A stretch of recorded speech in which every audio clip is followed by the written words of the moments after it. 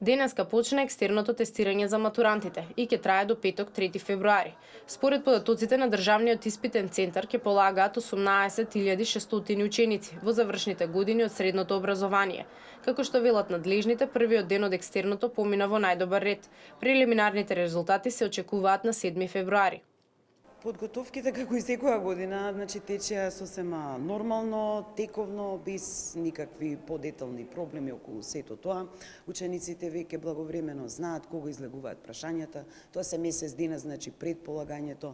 Недела дена пред полагањето излегуваат и предметите, потоа деновите, исто така што мислам сосема е во најдобар ред. Посакувам среќа и успех. Конкретните резултати, прелиминарните резултати се на 7, потоа имаме 3 дена доставување приговори, потоа следуваат официјалните резултати кои се внесуваат во дневникот и во пишаниот дневник.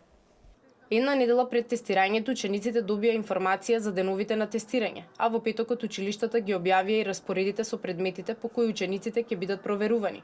Средношколците годинава велат се подготвени за екстерното полагање.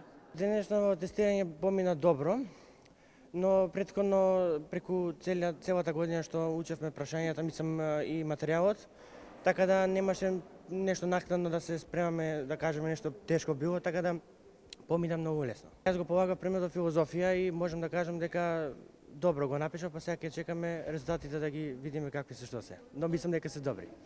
Немаше проблеми, одлично поминавме. Прашањата беа многу лесни. Учевме за професорите.